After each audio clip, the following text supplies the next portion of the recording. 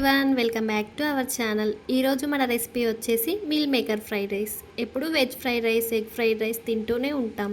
ఒకసారి ఇలా meal మేకర్తో fried rice చేసి చూడండి, చాలా టేస్టీగా ఉంటుంది.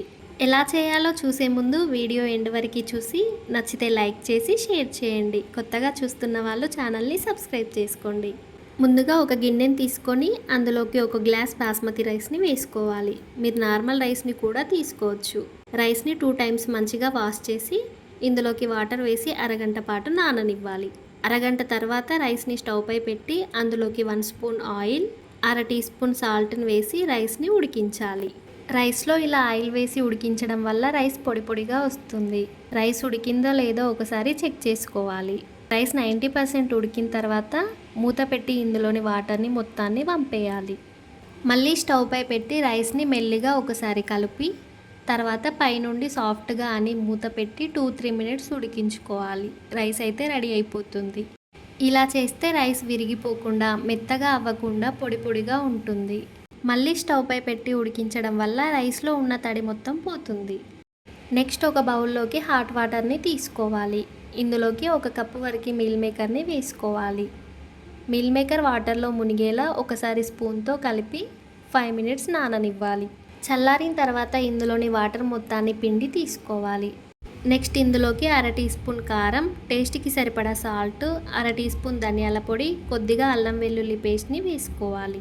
బైండింగ్ కోసం 2 టేబుల్ స్పూన్ల వరకు మైదా పిండి, 2 టేబుల్ స్పూన్ల వరకు కార్న్ఫ్లోర్ని వేసుకోవాలి. ఈ కార్న్ఫ్లోర్ ప్లేస్లో మీరు బియ్యం పిండిని కూడా వేసుకోవచ్చు. కార్న్ఫ్లోర్ వేస్తే మనం చేసే మీల్ మేకర్ ఫ్రై క్రిస్పీగా వస్తుంది. మీరు కావాలంటే కొంచెం రెడ్ ఫుడ్ కలర్ని కూడా యాడ్ చేసుకోవచ్చు.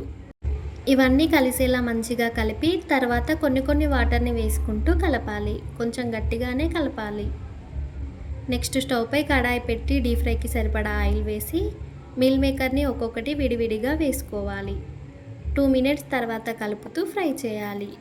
ఇవి కొంచెం రెడ్ కలర్లోకి మారి పైన క్రిస్పీగా అయ్యేంత వరకు ఫ్రై చేయాలి. తర్వాత ఆయిల్ నుండి సపరేట్ చేసి పక్కన పెట్టాలి. స్టవ్ పై కడాయి పెట్టి 2 టేబుల్ స్పూన్ల వరకు ఆయిల్ని వేసుకోవాలి. ఆయిల్ వేడైన తర్వాత కొన్ని వెల్లుల్లిని చాప్ చేసి వేయాలి. సన్నగా కట్ చేసిన పచ్చిమిర్చి వేసి వేగిన తర్వాత సన్నగా పొడవుగా కట్ చేసిన ఒక మీడియం సైజ్ ఆనియన్ని కూడా వేసి ఫ్రై చేయాలి.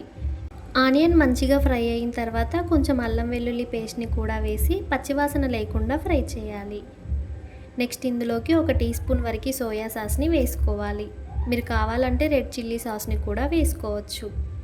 ఇవన్నీ కలిసేలా ఒకసారి కలిపి ఇందులోకి 2 టేబుల్ స్పూన్ల వరకు వాటర్ని వేసుకోవాలి. వాటర్ని వేసి ఒకసారి కలిపి మనం ముందుగా ఫ్రై చేసిన మీల్ మేకర్ని వేసుకోవాలి. వీటన్నింటినీ ఒకసారి మంచిగా కలిపి 2 మినిట్స్ కుక్ చేసుకోవాలి. తర్వాత 1/2 టీ స్పూన్ వరకు పెప్పర్ పౌడర్, టేస్ట్కి సరిపడా సాల్ట్ని వేసి అన్నీ కలిసేలా ఒకసారి కలిపి నెక్స్ట్ మనం ఉడికించిన రైస్ని కూడా వేసుకోవాలి. మీరు నార్మల్ రైస్తో కూడా చేసుకోవచ్చు సేమ్ ప్రాసెస్లో.